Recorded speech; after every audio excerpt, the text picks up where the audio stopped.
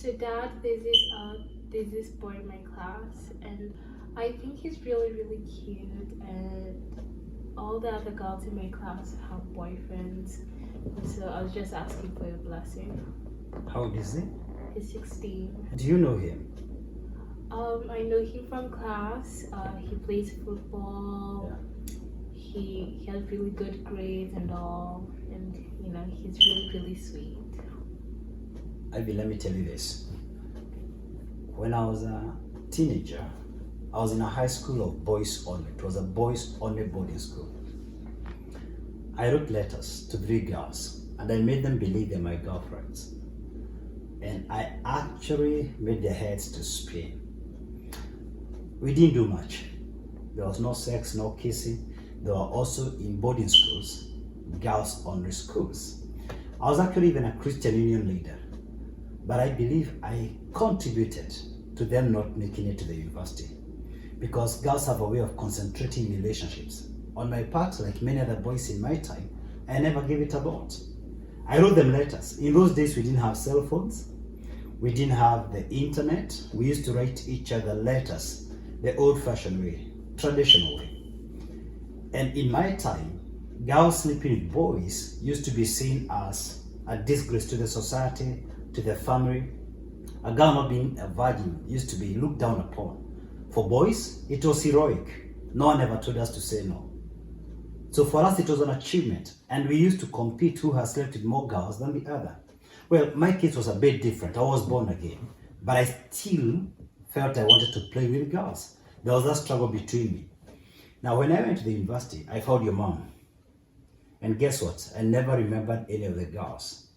2 of them actually sent me letters in the university, and I ignored them. Looking back, I think I'm guilty. For me, I focused on my studies. I didn't think about the girls. I'll tell you my view, my daughter. You are just 15. You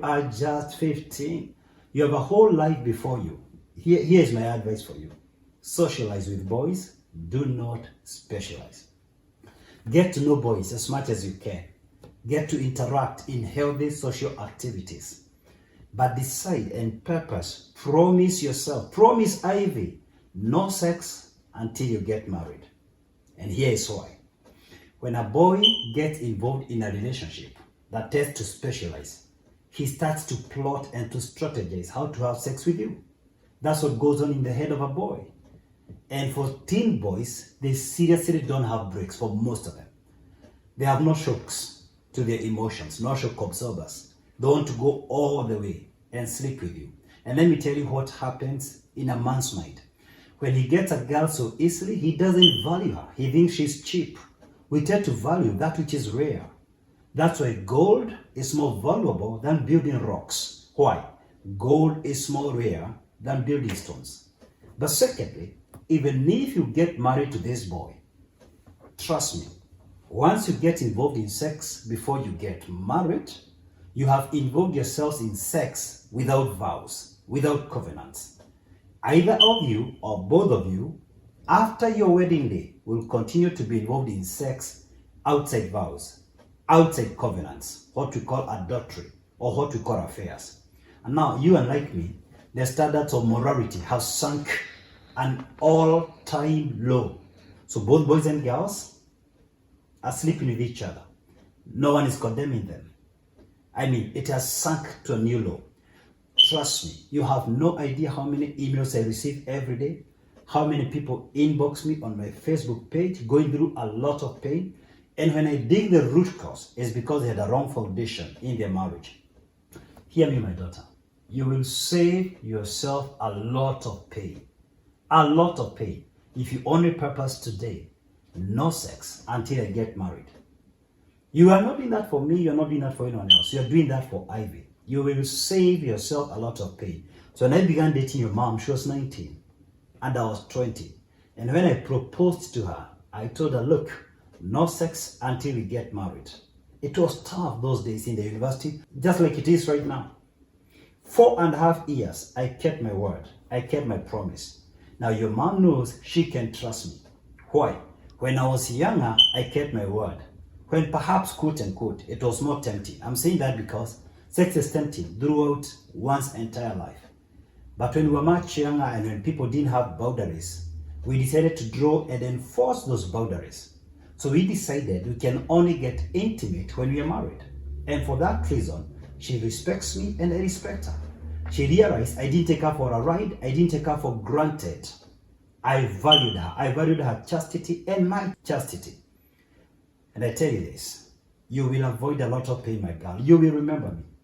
I deal with so many couples who are going through untold pains, serious excruciating pains, simply because they crossed the line. So the easiest way to do it now as a teenager, socialize with boys, and when the time comes for you to specialize, meet in the public places. Have your non-negotiables. Decide you're not going to go to his house, he's not coming to your house, and if he does so, he will only be in the sitting room. Or you go to their sitting room, and not alone. Go with 2 or 3 other girls. Let him come and visit you with 2 or 3 other people, but don't go to the bedroom.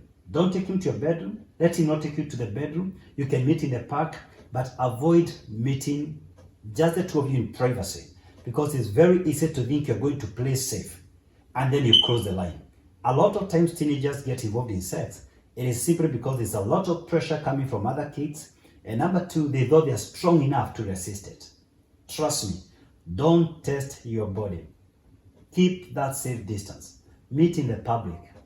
Meet in the public when you begin to specialize. That way, you'll have a strong foundation for your marriage. And you'll be so proud to tell your child the way I'm telling you about me and your mom. You'll be very happy to be a role model to your kids and pass on the same values to your children. And thereby, we'll be having generations and generations of families with great values. One day, I watched a movie that touched my heart, Courageous. And I saw a father give his daughter a ring, a purity ring. And that's what I want to do to you, Ivy, today. I want to give you this ring. I want to give you this ring. It's written your name. And this is not a promise to daddy. This is a promise of Ivy to Ivy, that you promise yourself every time you see this ring, it's written your name and my name and today's date. Every time you see this ring, this is a promise. No sex outside wedlock. Can you promise yourself that? Can you? Thank you.